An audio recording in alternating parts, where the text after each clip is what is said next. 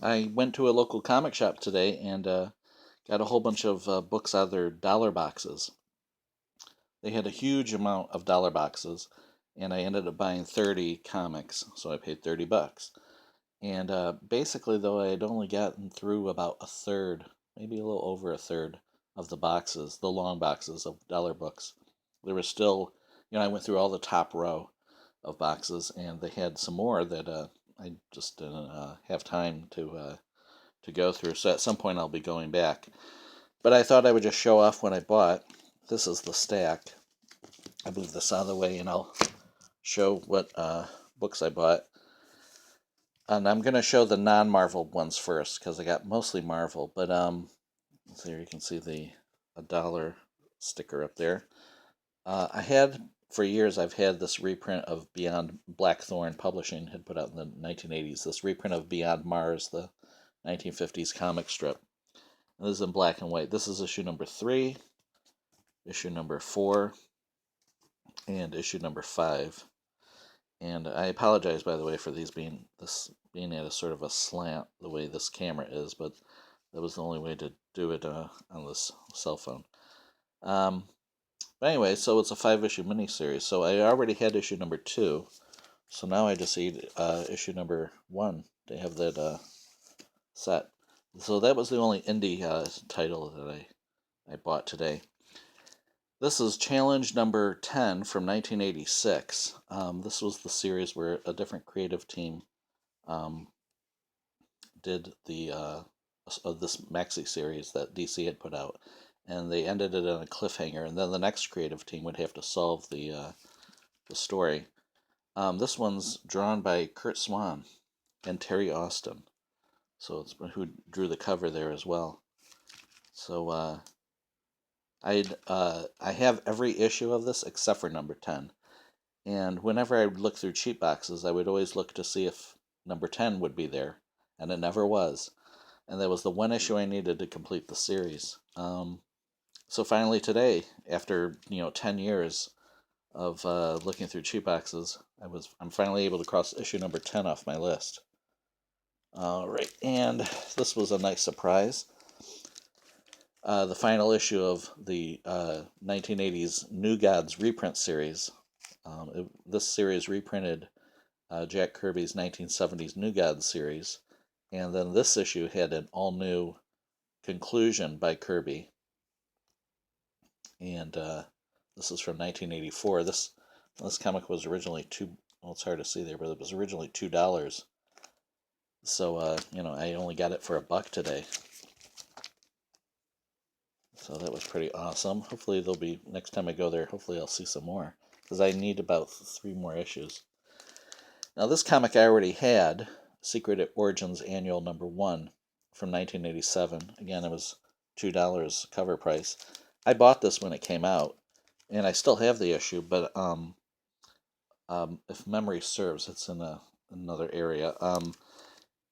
My copy is a little dinged. I've been finding as I've been going through my collection that sometimes issues that I bought brand new, I'll look at them now, 30, 40 years later, and I'll be like, they're in rougher shape than I remember, So how did it get so messed up? So this is a pristine looking issue. So I thought, it's only $1. I might as well get it, and I can get rid of the copy that I've had since 1987 that has, some dings and so forth. Now this was, I didn't even know about this issue. I have some of the other Just Imagine Stan Lee's DC reimaginings of DC characters. These came out in like around 2000 or so. This one's drawn by Dave Gibbons. Now, I have the Stan Lee's Just Imagine Superman and Batman and Robin, maybe Wonder Woman and Justice League, some other characters, but I didn't even know about the Green Lantern one. And this one's drawn by Dave Gibbons. Mainly, the only reason to buy these issues is for the artwork by the classic artists that drew them. So like John Byrne, John Buscema, they all drew for this series, and so this is Dave Gibbons doing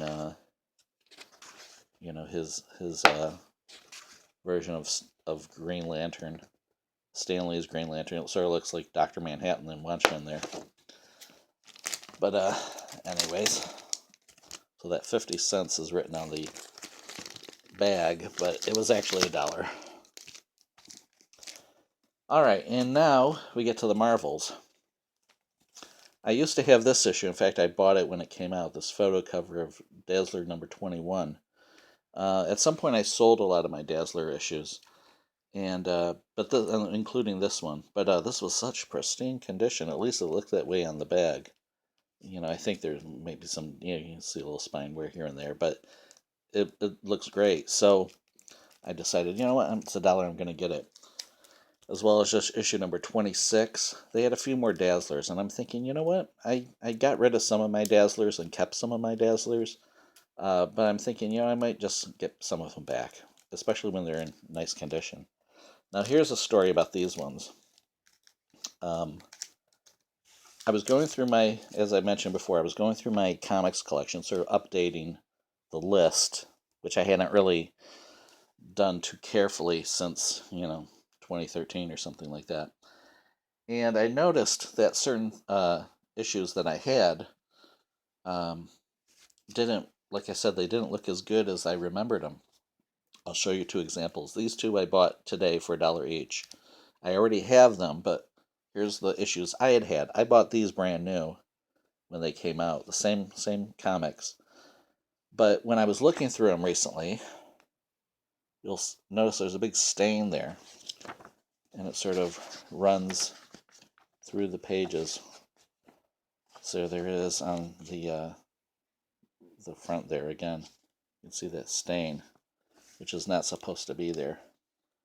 And so this was a cool issue, written by Frank Springer, I believe. Yeah, he wrote and drew it. And so I was really disappointed when I saw that stain. I was like, oh, man, that was just a few days ago. So then when I saw this in there, I was like, oh, I can get rid of this one. It's a damaged copy. Like I said, I don't know how it got that stain because it wasn't there when I bought it, brand new. And put that aside. And here's the other one. Now this one also has a stain. It's probably a little more obvious on that one. And it runs through the comic. Whereas this one does not have the stain. And this is the one I just bought today. It is kind of interesting to see how the colors are a little different. This one has a darker sort of look to it. You can tell from the way the hand is on there. Different, the flesh tone is a little different. This one's a little brighter. I don't know why that is. Probably just a printing effect. All right, so like I said, I'll get rid of this stained one. And here's another Dazzler. Now, I no longer have this issue because my copy of this one, which I had also bought brand new when it first came out, it was majorly stained. So I don't know what happened, but I might have sold it or thrown it out, because it was so crappy looking. So when I saw this in there, it was like, oh, brand new, pristine looking issue of it. So, also a similar situation with Speedball. Speedball ran 10 issues from 1988 to 1989, drawn by Steve Ditko, who co-created the character. And I have every issue already, issue 1 through 10, and most of them I bought brand new, including this one here. This is the copy that I bought back in 1988, and it's all right. There's a little creasing right there. It's hard to see, but it was fine. But when I went to the comic shop today, I was looking through and I see all these Speedball issues. And so I was like, hey, well, and they looked, better shape than mine. You can tell the colors are a little brighter on this copy than on my copy. Maybe can't tell from the from there, but anyway, so they have more Speedball issues. I didn't want to go crazy though because I couldn't remember, how badly some of mine were messed up. So, like I said, because most of them I bought new, I didn't have them bagged and boarded. I still don't have them bagged and boarded. They were just, ones I had read, reread, handled for years, since 1988, 89. So you know, they were okay condition, but when I saw these, I was like, hey, for $1, I'll just get a upgrade to you know, more unread copy. So I may at some point get some more of those Speedball issues for that $1 each and just upgrade them and get rid of my originals, or the ones I had had. All right, so now more Marvels, and these are ones I did not have. I'm just filling holes in my collection. So Iron Man number 215. This was the first issue of the return of Dave Michelini and Bob Layton to the title, and Mark Bright doing the penciling on it. Beginning a new era of greatness. Which I was buying Iron Man at the time intermittently, you know, occasionally. So I never had this issue. And so it was, you know, awesome to get it. You know, sometimes I have to consult my list when I'm looking through these things because you know, this is a very familiar looking type cover, but as it turned out, I did not have the issue. And filling more holes, I have like issue number 1 through 6 and like 8 through something of New Mutants, but I never had issue number 7, which is right there. So just filling holes. When I saw this, I was like, I don't recognize this at all. This was an issue of Spidey Super Stories. I only have maybe about 5 issues of Spidey Super Stories. You know, they were made for children, easy to read, simplified stories. The funny thing, and so I knew right away I'd never seen this one before, so I knew I didn't have it. The funny thing about this one is there's a Hellcat story in here, or Hellcat guest stars, but of course they call her the Cat. And of course there's a Spider-Man. And this is from 1981. And the series, I guess, was canceled shortly thereafter. There's Hellcat's origin with Patsy Walker. And see, her costume is a little bit different than Hellcat's costume. It's like, I think the color is a little different, and I don't remember that claw on her chest so much. I think they might have gotten rid of it or de-emphasized it or something. There's the Looter, who's a Ditko era Spider-Man foe. Anyway, so that was pretty cool. You know, I'm not a Spidey Super Stories collector, but it is interesting to get something odd like that.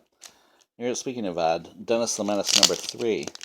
Marvel published about a dozen or so of these, I think maybe about 13 or so issues of Dennis the Menace in the early 1980s. And I bought issue number 1 when it first came out, just because I liked Dennis the Menace in the comic strip. And so they had issue number 3 and issue number 12, I think, at the comic shop today. I ended up not getting number 12 because it was in a little rough condition. You know, this isn't in the best condition. There's like an ad for BJ and the Bear, if you remember that Greg Evigan TV series. Anyway, so there's a little thing about the 30th anniversary, I think it is, of 30th anniversary of Dennis the Menace. And it reprints some of the panels, the one panel strip, and then it says, and if you think Dennis was different in his newspaper cartoons, take a look at one of the very first comic book stories.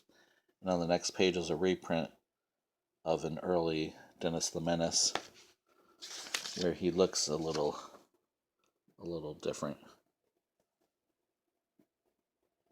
Kind of, it looks like Little Genius, who was like a Charlton character.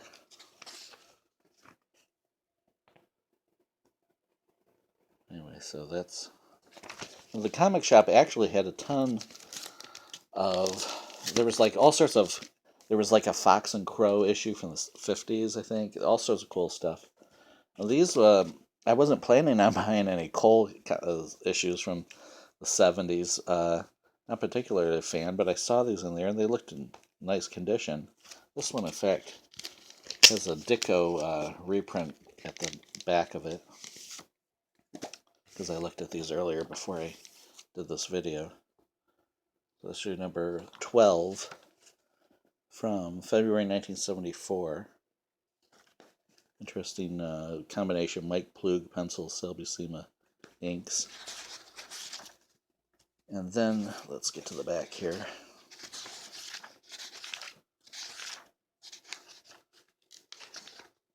Yeah, it has this Dicko reprint from the 1950s.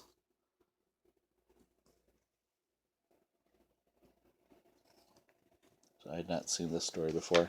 It's just one of those little fantasy stories that they filled out the issues with.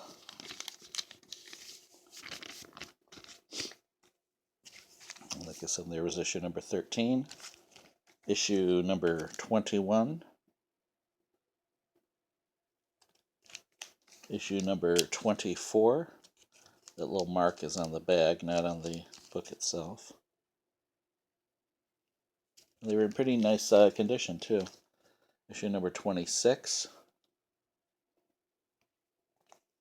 Ernie Chan drew a lot of these issues. Issue number 28. I think issue number 29 may have been the final issue.